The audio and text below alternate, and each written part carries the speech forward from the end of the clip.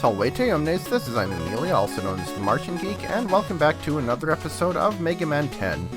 In the last episode, we beat Commando Man, and now we will not follow the pattern of going clockwise, but I think I want to do Solar Man next.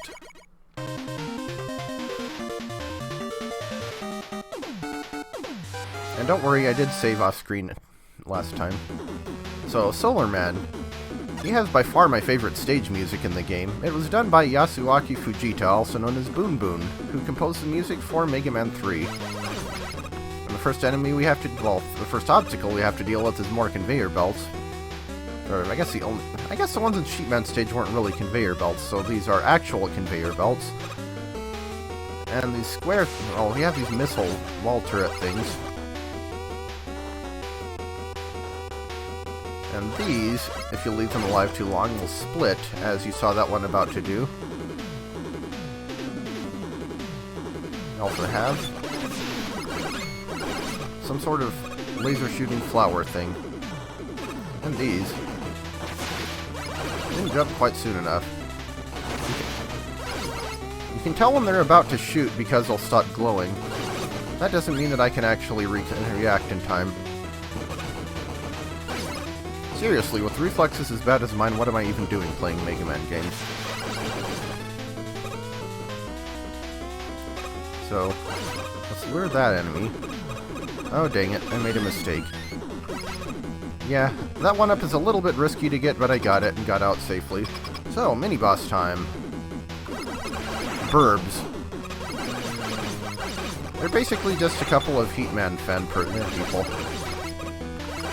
They shoot 3 fireballs, much like Heatman, and they dash across the screen and fire, much like Heatman.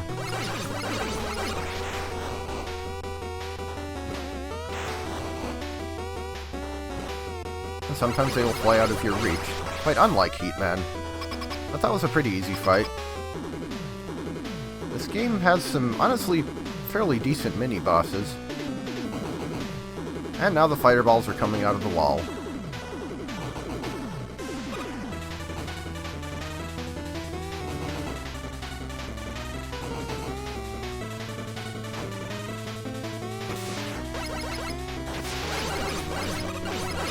So that may look like you can get it, but you need Rush Coil, which I guess I haven't actually used yet. We start off the game with it. And while I'm at it, let's show off the special weapons. This is not a great stage to do that in, but there's the Thunderwall. Yeah, look at that trajectory and look at how much ammo it uses. You only get 7 shots of that thing.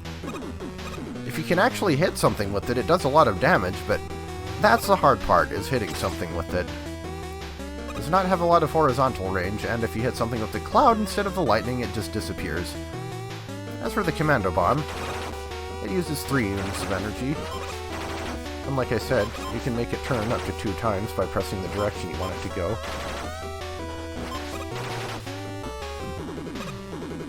But anyway, let's move on. Now we have conveyor belts in conjunction with the fireball dispensers. Ow.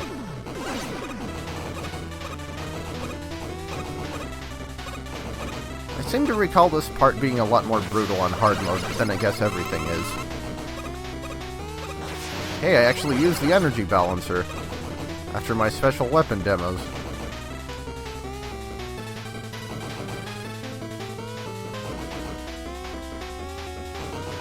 Climb up the ladder quickly there.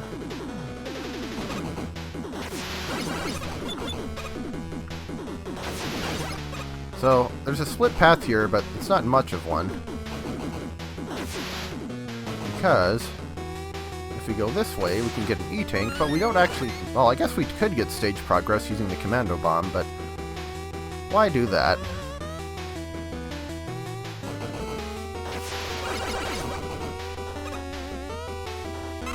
On the other hand, I guess you do get a weapon refill there, so... But then again, if you use that weapon refill, you'd have to drop back down. Oh well. Almost didn't make that. And that. This part of the stage just loves to give me close calls, doesn't it? Ow. At least I don't think those missiles do too much damage.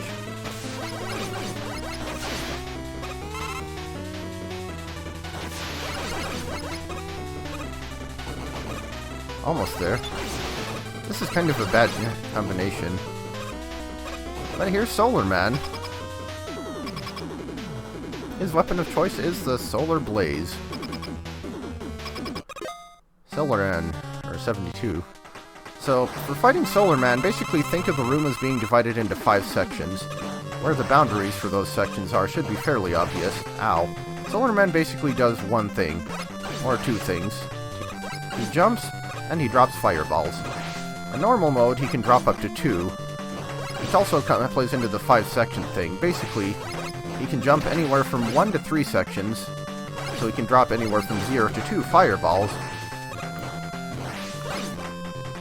And also, if you hit his sun, the little sun on the top of his head with buster shots, or anything else I would assume, it makes it bigger for a while.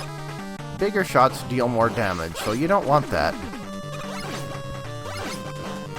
Solar Man is one of those bosses that I'm not very good at fighting. He only got a 2 in the perfect run, but I'm already almost dead. And now I am dead. Yeah, like I said, he only got a 2 in the perfect run, but I'm not very good at fighting him, I feel like.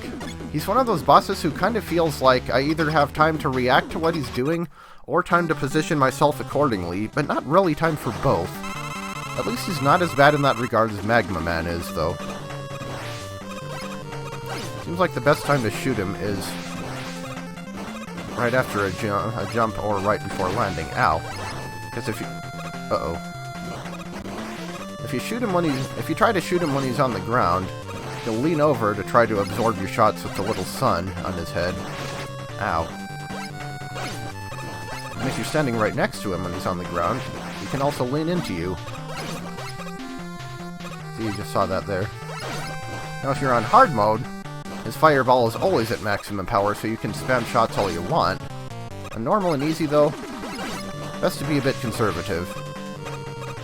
Ow! Don't headbutt me, you...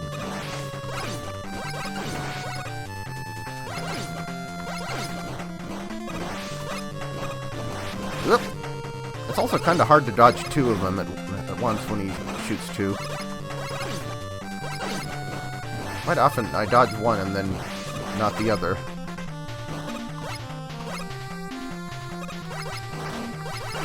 I'd imagine Solar Man's a fun fight if you get used to him, but... Ah, dang, I thought I was out of the range of that one. I only have one more life, don't I? I could have come here after beating Pump Man, but... Solar Man's weakness kind of wrecks him. So I feel like that's not really necessary.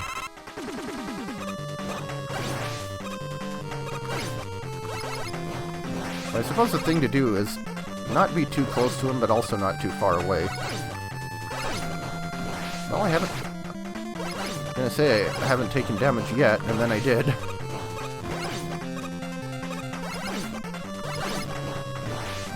Yep. Can't believe I dodged that, but I'll take it. Uh-oh.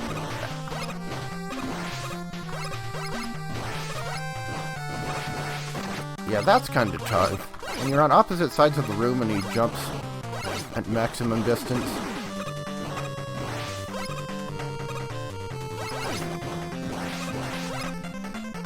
So let's try not to be all the way across the room from him. That's also tough when he drops 2 fireballs. Ow.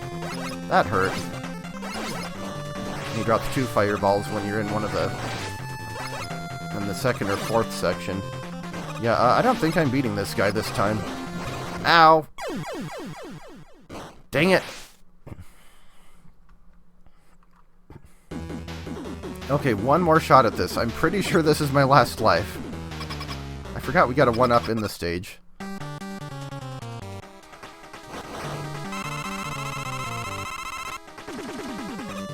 Let's see if I can stay to the middle.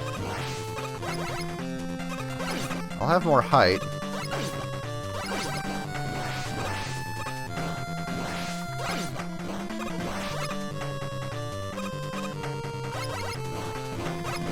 Yeah, maybe that's the thing to do. Try to stick to that middle platform. And not jump into his fireballs. Ow! And not jump under his fireballs either. Oh, come on!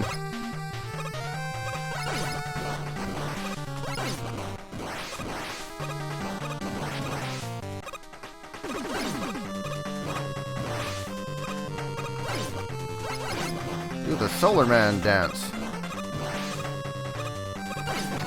Ow! Maybe also I need to just focus on dodging more than hitting him.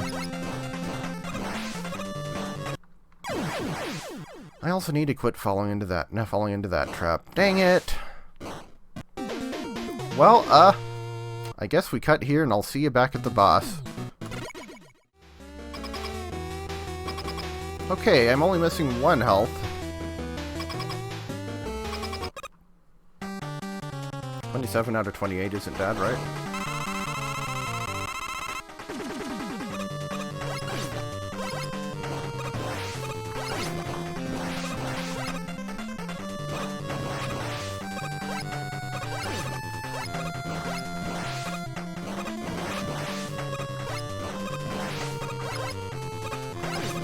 I guess another thing to keep in mind during this fight is where he is in the room, because if he's not, or the farther he is to one side, the farther he can jump. So like if he's in the middle, you know he'll never drop 2 fireballs.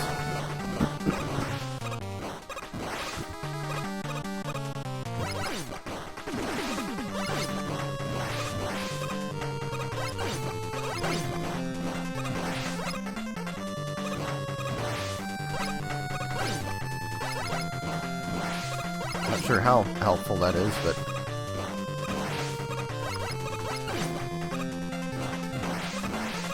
it actually is a more dynamic boss battle than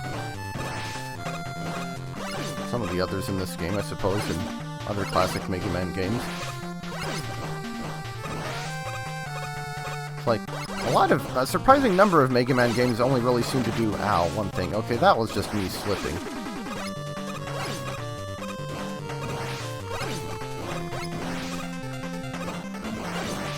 Ow. Uh-oh. Contact damage.